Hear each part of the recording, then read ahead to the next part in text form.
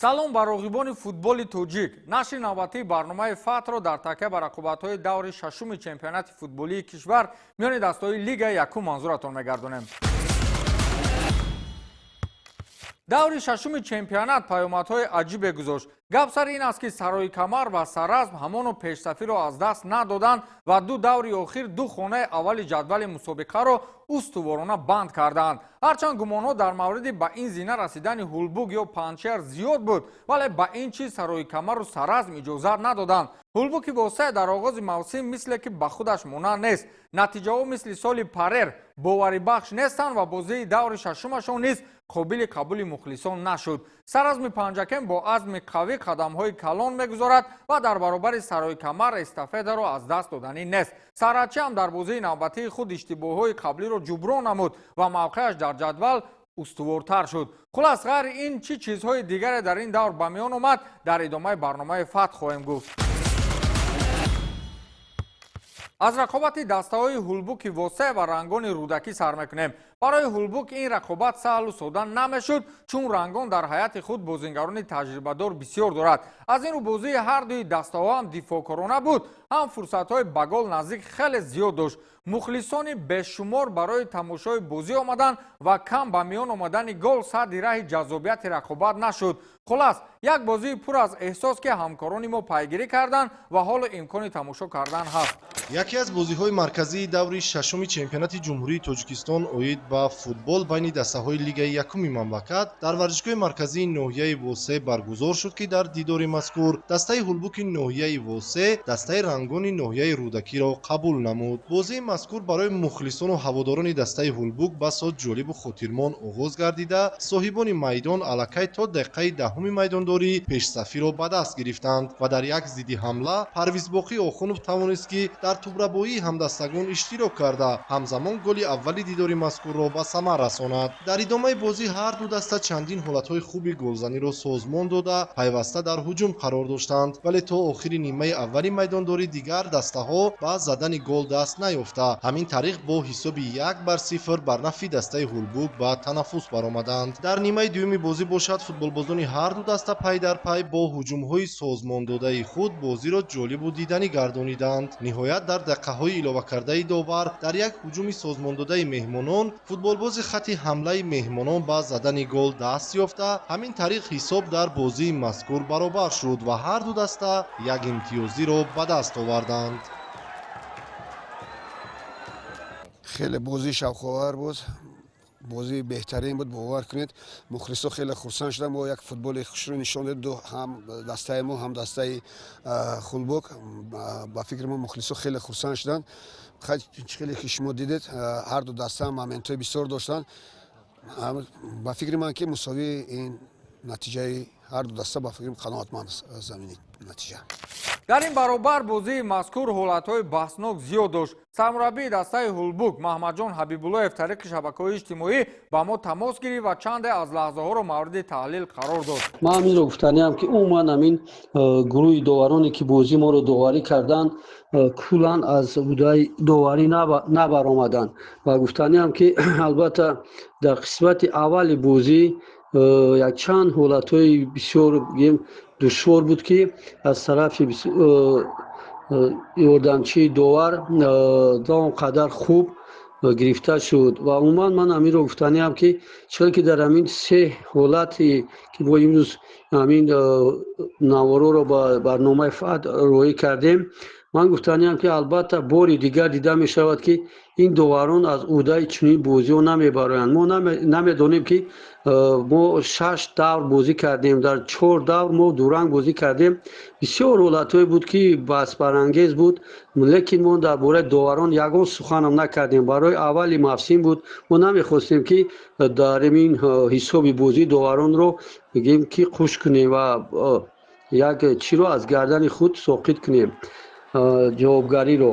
ва баъдан гуфтаниам ки ҳамин довароне ки ҳамин бозии рангонро доварӣ карданд, ман аз номи худам ҳамчун сармураббии дастаи ҳулбук гуфтаниам ки дигар мо намехоҳем ки федератсиони футбол ё ки лигаи футболи тоҷикистон ҳамин доваронро дар бозиҳои ояндаи дастаи мо таъйин кунанд, барои он ки умуман این داوران سطح پستی داوری دارند. عموما در این داوران کسبیت دیده نمی‌شود. دستای سرحدچی تیم نورک را در میدان خود قبول کرد. این بازی خواه و ناخواه با اداره پوره سرحدچی باید سپری میشد، چون امسال این دسته آمادگی‌های جدی دیده بودند. نورک باشد سرآغاز اندرمان مشکلات داخلی باشگاهی اندک شیوه بازیشان کاسته شد و اکنون نو در حال پرقوتسازی هیئت هستند. اما یک چیز را باید اشاره نمایم که با این همه بازی ارزنده نشان دادند. بعد شما میپرسید که نتیجه این بازی چند و چند شد. همکاران ما الک سوژه‌اش را آماده کردند. یکی از بازی‌های آخرین دوری ششم چمپیونات تاجیکستان میان دسته‌های لیگ یکم با اشتراک دسته‌های سرحدچی نویای همدانی و نورک شهر نورک برگزار شد. بازی مذکور بنابر سبب از نوسازی شدن ورزشگاه مرکزی نویای همدانی در ورزشگاه توزه بنیاد نویای واسه جریان گرفت. برای دسته سرحدچی بازی نوبتی خانگی در موسم با اشتراک زیاد مخلصان و هواداران دسته برگزار شد. دسته نورک از حساب فوتبالبازان جوان تشکیل شده است. در دیدار امروز توانست که یک بازی جالب و دیدنی نشان دهد و در دقیقه‌های اولی میدانداری نیم حمایتگری دسته نورک یوسف اعظموف با یک ضربه هدف رس از مسافه دور گل زیبایی را به ثمر رسانید، اما با سبب قاعده‌ستیزی در لحظه ضربه‌زنی داور مرکزی صدای اشتراک خود را بلند کرده بود و همین طریق گل بیکار کرده شده ضربه جریمه‌ای تعیین گردید. در نوبت خود مخلصان دسته سرحدچی نیز گل اولی دسته خود را دیر انتظار نشدند و نیم حمایتگری دسته سرحدچی خیرالله عزیزов توانست که یک گل زیبایی را به ثمر رسانیده دسته خود را در حساب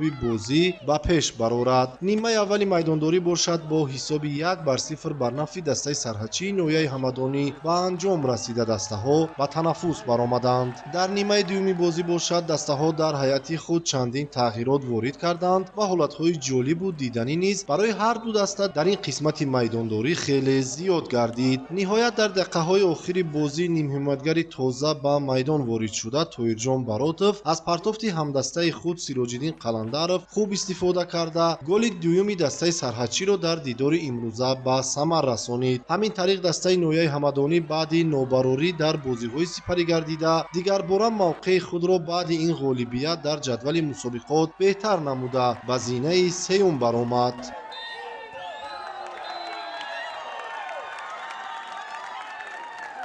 بازی امروز با دسته نورک خیلی که شاید یک بازی جالب گشتیم. دسته جوان است، نو بسته از اون که در جدول جای آخرون میگیرن بازیگران آینده دارن و مخلصانی که ما اومدن در این بازی دستگیری کردن با اونها ما از او رحمت کلام میگیم و رحمت میگیم با بچه‌ها که یک بازی خوبی نشان دادن از عهده‌ای که ما در وظیفه دارشون کرده بودیم.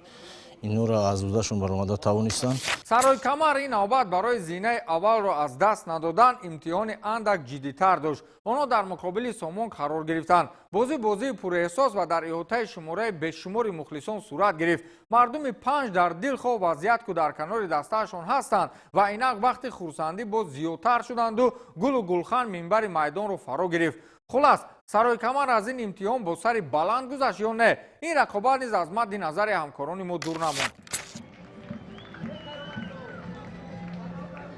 در ورزشگاه مرکزی نوحیه 5 بازی دور ششم چمپیونات تاجیکستان میان دسته‌های سرای کمر و سامان با اشتراک زیاد مخلصان برگزار شد. بیش از 5000 مخلص و دوستداران فوتبال برای تماشای این رقابت جالب به ورزشگاه آمده بودند.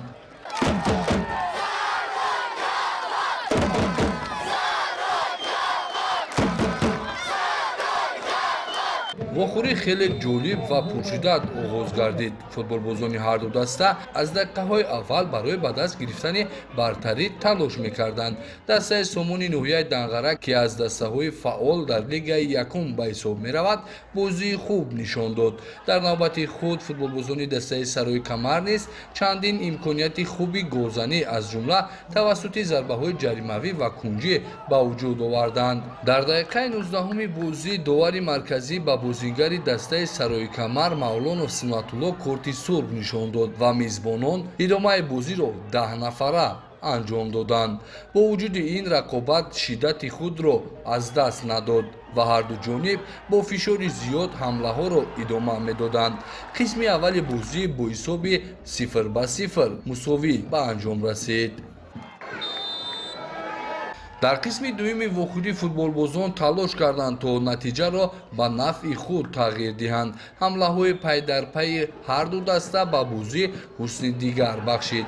ниҳоят дар дақиқаҳои охири рақобат футболбози дастаи Сарои Камар Худоев Абулмуслим бо як зарбаи зебо тӯбро вориди дарвозаи ҳариф намуда ҳисоби бозиро боз кард. бояд гуфт ки футбол беш аз ҳама барои тарғиби тарзи ҳаёти солим, таҳкими дӯстӣ ва эҳтироми байни варзишгарону мухлисон мусоидат менамояд. аммо дар ин рақобат бозингарон бештар ба қоидавайронкунӣ роҳ дода байни ҳам нофаҳмоиҳо низ ба миён оварданд.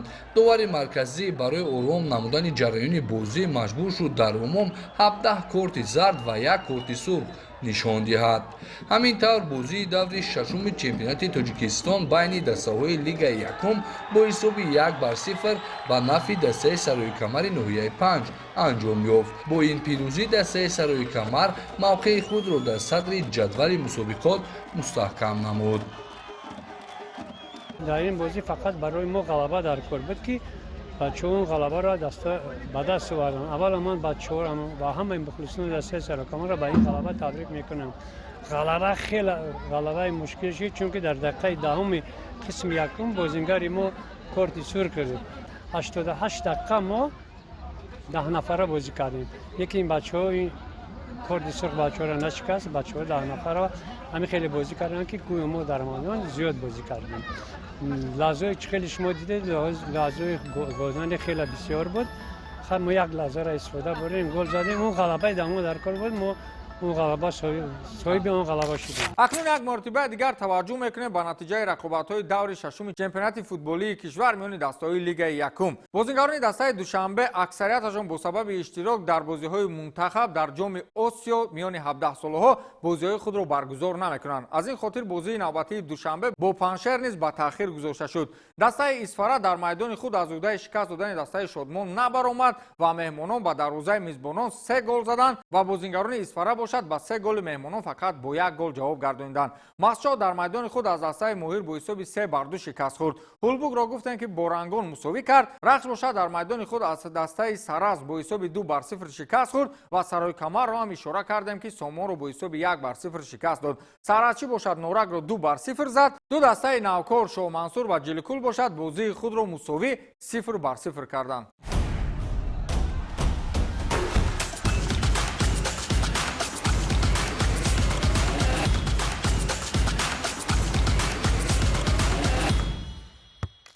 акнун таваҷҷӯҳ мекунем ба ҷадвали мусобиқа. дастаи Сарои Камар то ин дам 16 имтиёз дорад ва зинаи аввали ҷадвали мусобиқаро моли худ кардааст. Сараз бошад баъди ӯ бо 15 имтиёз дар зинаи дуюм эстад. Сарадчӣ бошад 11 имтиёз ҷои сеюм ва Моҳир бо 11 хол дар мавқеи чорум қарор гирифтааст. дастаҳои Норак ва Исфарат то даври шашум ягон имтиёз ба даст наоварданд ва дар хонаҳои охирини ҷадвали мусобиқа қарор доранд.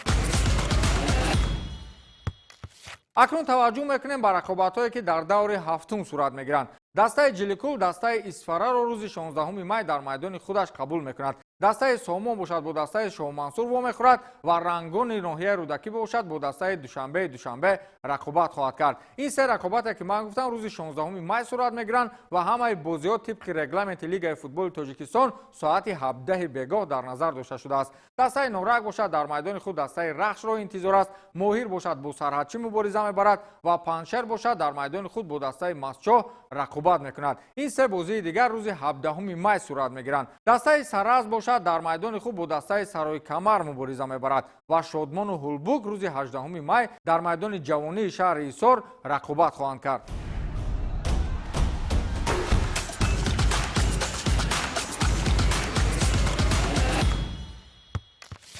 ин нашри навбатии барномаи ФАТ буд ки онро ман Фирдавси Хурсанд бароятон шарҳу тавзеҳ додам. то нашри навбатии барнома пирӯзу поянда бошед.